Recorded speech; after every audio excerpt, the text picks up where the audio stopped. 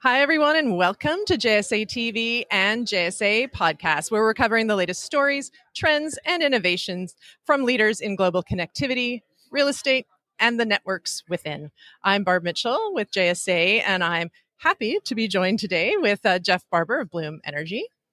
Thanks for joining us. Okay. Thanks, Barb. Thanks for having me. Yeah. It's always good to see you. Always a pleasure. And the Always whole a pleasure JSA to crew behind the cameras there, hiding. Yes. Yeah, and we've been seeing you here and there this week. It's Monday of what feels like a month-long conference, but is really only a few days. But it's been busy already, right? It's been crazy. I took the time to come in a day early to relax, quote unquote, and ended up having about 15 meetings. Yeah, it's funny you should say that. We were saying it just feels like it keeps getting longer and longer. You feel like come in a day earlier, then a day earlier, and anyway, next thing you know, next year we'll be here the whole month of January. It's the best show in our industry to meet the entire ecosystem. Right. Everything from real estate through fiber through data centers. Yeah, that's right. And at the start of the year, so it's perfect.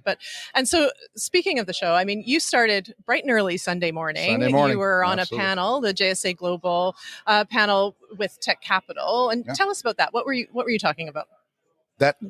I love that panel. It was fantastic. You have machine learning, AI, what we used to call high performance compute workloads, really a household name now, which as you know, with an IT nerd like myself, that's where I came from.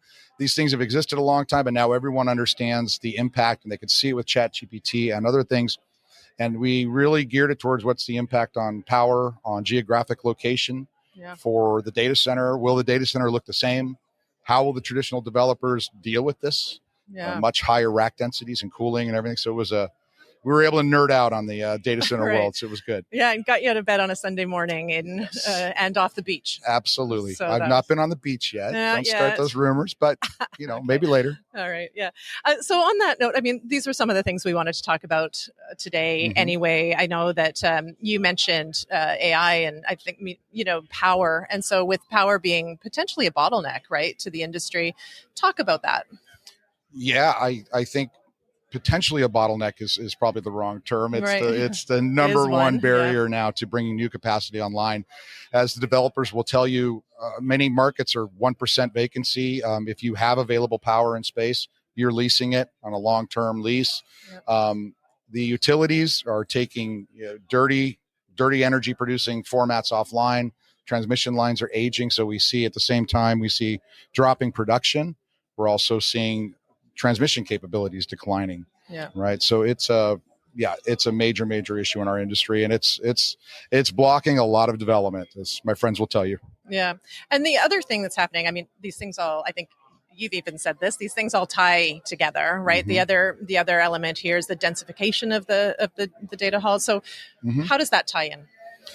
Yeah, that's going to be a tough issue that we have to address. So you have hundreds or thousands of developments out there that were built for 15 kilowatts a rack, which was considered plenty. If I have normal Intel architecture, normal Cisco or Juniper switching or what have you.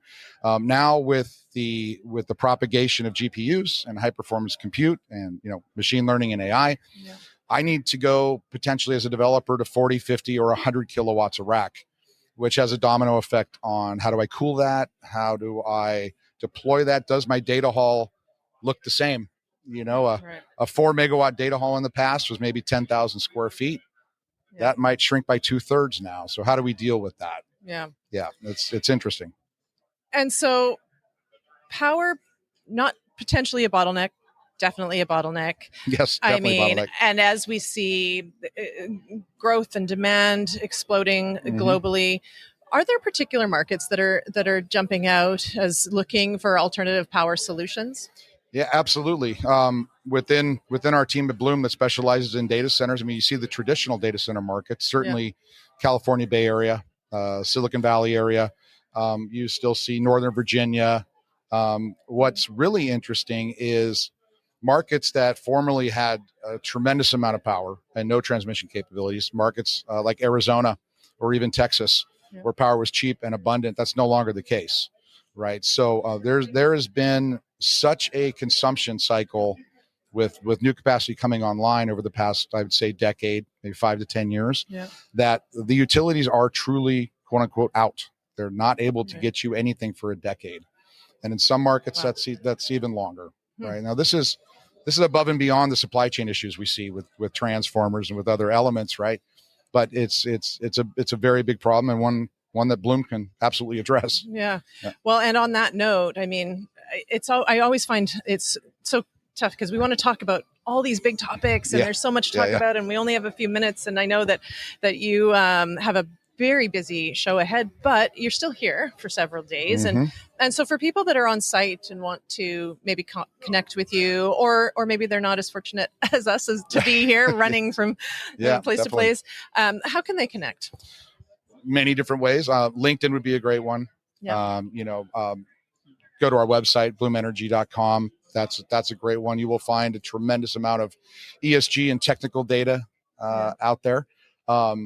So I'm not that hard to get a hold of at this conference. Right. I'm seeing the inside of a conference room the entire time, starting at 7:30 this morning through 8:00 tonight. So I think every time we've seen you, you've been running in one direction or another. There is a lot of demand right now for what we do. On-site microgrid, dedicated power for data centers.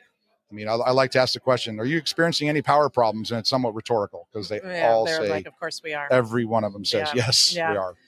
Well, thank you. And to all our viewers, hopefully they can connect with you with Bloom Energy. Jeff Barber here joining us. And thank you again. Thank you very much for your time. Thanks, Always Barb. a pleasure. We'll talk again. Always good to see you. Many times, I'm sure. I'm sure we will. Yeah. Thank you very much. Thank you. And thank you to our viewers for tuning in today to JSA TV. Happy networking.